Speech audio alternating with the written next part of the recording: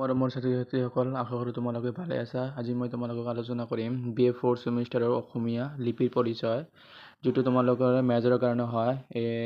মই যিখিনি দিম এইখিনিৰ পৰা তোমালোকে 100% খাটাং আহিবই তোমালোকৰ ফাইনেল ছেশ্যনেল আৰু ফাইনেলৰ কাৰণে। তো আলোচনা কৰোঁ। এইবিলাক পঢ়িলে তোমালোকে পৰীক্ষা ফালি দিব পাৰিবা। তো আজি মই আলোচনা কৰিম তোমালোকৰ চেপ্টাৰ 1 লোকসাহিত্য প্ৰগতি বিচাৰ আৰু শ্ৰেণী বিভাজন, লোকগীত, লোককথা, লোকাকৃতি, আঞ্চলিক আৰু জনগোষ্ঠীয় লোকসাহিত্য। এইটোৰ পৰা তোমালোকে 20 মাৰ্ক থাকিব। তো আহক আলোচনা কৰোঁ ইয়াৰ ভেৰি ইম্পৰ্টেণ্টবিলাক। ইয়াৰ পিছত তোমালোকক আছে অসমীয়া লিপিৰ পৰিচয়টো আলোচনা কৰি দিম। তো চেপ্টাৰ নম্বৰ 1ৰ 1 মাৰ্কী প্ৰশ্নবিলাক হ'ল এইবিলাক: লোকসাহিত্য কি, লোকসাহিত্যৰ বাহন কি, এইবিলাক মই কৈ দিম না।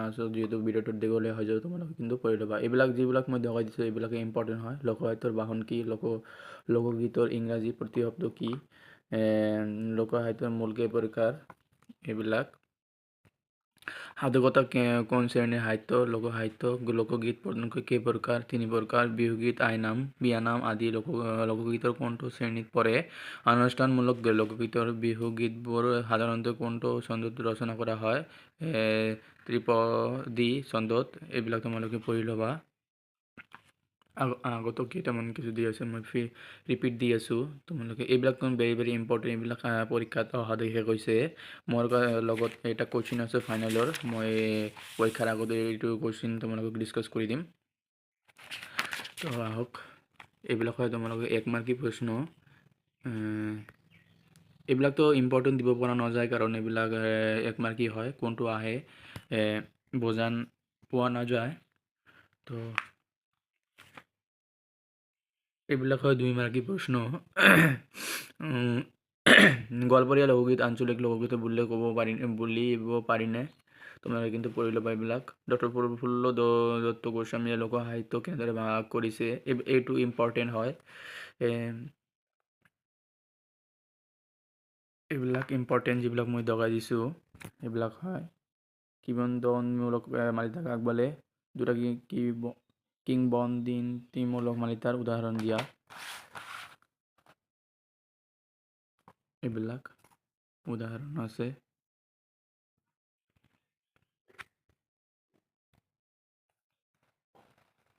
অসমীয়া জিকিৰ স্ৰষ্টা কোন?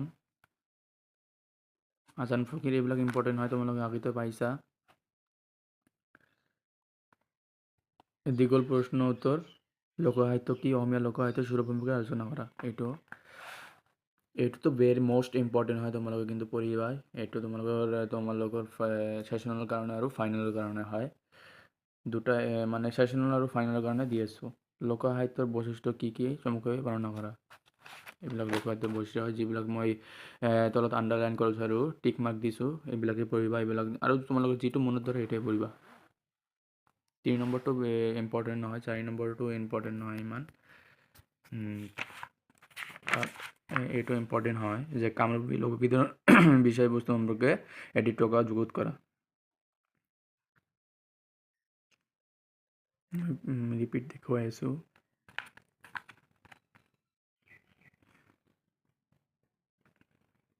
আৰু গোৱালপৰীয়া লোকগীত গাই বিষয়বস্তু সম্পৰ্কে চমুকৈ বৰ্ণনা কৰা। এইটো গোৱালপৰীয়া লোকগীত। গোৱালপৰীয়া লোকগীতটো তোমালোকে অলপ পঢ়ি ল'বা। এইখিনি গোৱালপৰীয়া লোকগীত হয়। এইটো চেপ্টাৰ অলপ দীঘলীয়া হয়। এইটো নাই, 7 নম্বৰটো ইম্পৰ্টেণ্ট নহয়। এইটো 9 নম্বৰটো ইম্পৰ্টেণ্ট হয়। নাওখেলৰ গীত সম্পৰ্কে এটি চমু বৰ্ণনা দিয়া। এইটো ইম্পৰ্টেণ্ট হয়, তোমালোকে পঢ়ি ল'বা।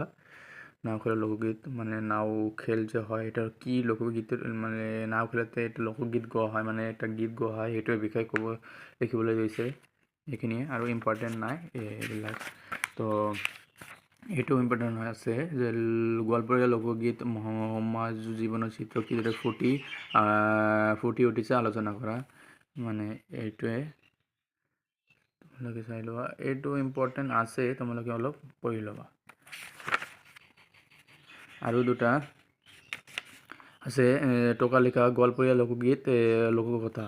এইটো গোৱালপৰীয়া লোকগীত হয়, এইটো তোমালোকে পঢ়ি ল'বা।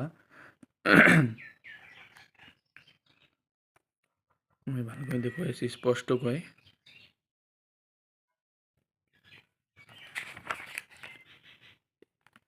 এইখিনিয়ে অলপ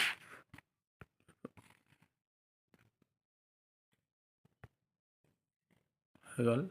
তো আশা কৰোঁ নেক্সট ভিডিঅ'ত তোমালোকক উৎসৱ অনুষ্ঠানমূলক গীতটো এইটো মই আলোচনা কৰাই দিম, যিটো এইটো হয় চেপ্টাৰ 2 নম্বৰ চেপ্টাৰ। এইখিনি পঢ়িলে তোমালোকৰ হৈ যাব, টেনশ্যন নল'বা। যিহেতু তোমালোকৰ 1 নম্বৰ চেপ্টাৰত অলপ বেছি প্ৰশ্ন হৈ গ'ল, এই যিটো এইটো চেপ্টাৰটো অলপ ডাঙৰ হয়, এইটো চেপ্টাৰত প্ৰায় 4টা মানে প্ৰশ্ন আছে, শেষ হৈ যাব। মানে 1 মাৰ্কী কেইটামান আছে, 4টা মানে ভেৰি ভেৰি ইম্পৰ্টেণ্ট আছে, এইটো এইখিনি ইম্পৰ্টেণ্ট আছে। তো নেক্সট ভিডিঅ' পাৰ্ট 2 বুলি পাবা, তোমালোকে কিন্তু চাই ল'বা।